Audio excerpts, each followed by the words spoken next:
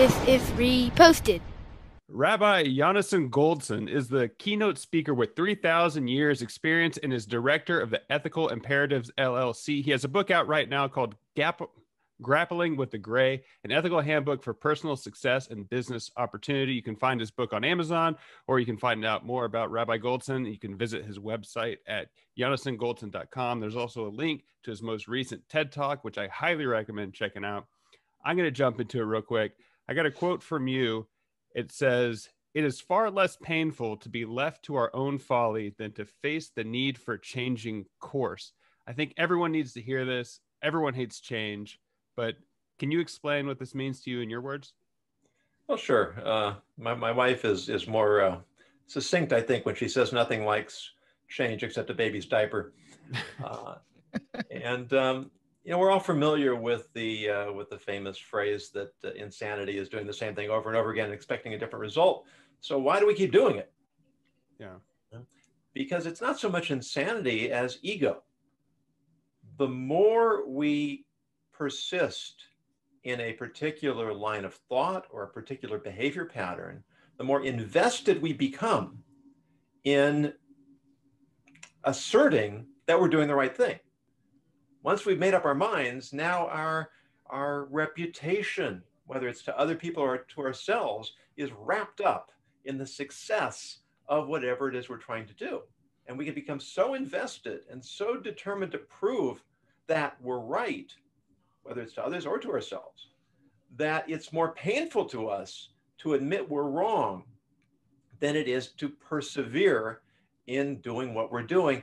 If you ever had the experience where you're arguing a point and you're passionate about it and you're trying to get the other person, and suddenly in the middle of the argument, it occurs to you that you're actually wrong. Ever have that experience? What's our natural inclination? Double down. Yeah. Start fighting harder. It's ludicrous. But how can I back down now when I've invested so much, my personality, my reputation, my integrity is on the line, when really it's the opposite. There's nothing that demonstrates character more and more clearly than admitting that you're wrong when you're actually wrong and saying, okay, now I'm wrong. Let's try and fix things. Let me start being right now. Yeah. Sort of along those same lines, one of the big problems that we all know right now is the idea of polarization. People are only spending time with people that we think have our opinions. But you say you can only learn about yourself by spending time with people that don't think like you do.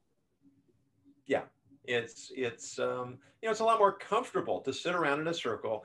We all nod, we all affirm.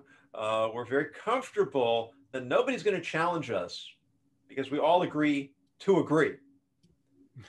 But we don't learn anything. We don't discover this is called groupthink. And some of the great catastrophes of history have been caused by people who refuse to entertain notions that challenge what they already thought, whether it was the French Maginot Line in World War I, World War II, I don't remember. I think it was World War I. They put up this fortification that went for hundreds of miles. And so what did the Germans do? They went around it. The Bay of Pigs fiasco, the 1984 Challenger disaster, the 2008 economic meltdown. These were all things that some saw coming, but most didn't want to pay attention to because it threatened their worldview. Well, reality is going to catch up with you sooner or later. And when you engage people who come from a different point of view, all the talk about diversity. What's the point of diversity? We get it wrong. It's not just about having numbers so everybody feels good and looks good. It's having different perspectives. It's having people coming from different vantage points. It's having every possible perspective and vantage point and position represented so that we can have the best chance of getting the best picture on reality. So you talked about in your TED Talk, you hitchhiked across America. And from what I could tell, one of the things you got from it was the ability to listen to people and shut up and just let people vent. I guess, what do you think the line of just shutting up and listening to people with differing views versus engaging? Like, how do you approach that dichotomy, I guess? Well, the line I like to use is there's no app for being ethical. You have to use a certain amount of common sense. You have to use your intuition. You have to be sensitive and empathetic. And when I got in a car as a hitchhiker, which, by the way, I don't recommend particularly, but what I realized is that how do I pay for my ride? I'm not paying for it with money. So I'm paying for it by giving the driver what the driver wants. And if the driver wants a sounding board, then that's how I'm paying for my fee. If the driver wants to be entertained by me talking, then now I've got to be the storyteller. It's feeling, intuiting the situation. So, we all get in situations, we all get in conversations where people are rambling on and on and on. And at some point, you try to finesse. Okay, I got it. I hear you. But that's part of it. Is people want to know they're heard. And when people repeat themselves over and over again, it's because they don't feel they're being heard. Once people feel they're heard, now they're willing to listen. And then we can start having real conversations. Was that something that you learned as you jumped it into 5 or 6 cars, or did you know that before you stuck your thumb out for the first time? Oh, no. I learned that as I went. I mean, particularly when I had people, and this happened more than once, people would say, "What I'm telling you, I've never told anybody. Not my wife, not my kids, not my best friend." That's what we call the stranger on a train syndrome. Right? They knew they were never going to see me again. So they were comfortable telling me their secrets, which they weren't comfortable, which itself is kind of a sad statement. That if I don't trust the people closest to me with my secrets, then it means I'm really not close to anybody. And that's sad. When people can actually have, I love the story of Antonin Scalia and Ruth Bader Ginsburg. I mean, you couldn't find people who are more different politically or ideologically, and they were close friends. I mean, how rare is that today? When people only make friends with people who think like them. And then we just retreat into our little enclaves. We don't learn, we don't grow, and we don't discover where we're wrong. Rabbi, your story is amazing. You hitchhiked across America, but you also, traipsed around the entire universe, it seems like. So you saw different cultures, different countries, different ways of living. You've seen the literal big picture of Earth. How do you help someone else see the big picture when they haven't seen the big picture? They live in a cocoon. How do you alter someone's cocoon when they haven't left?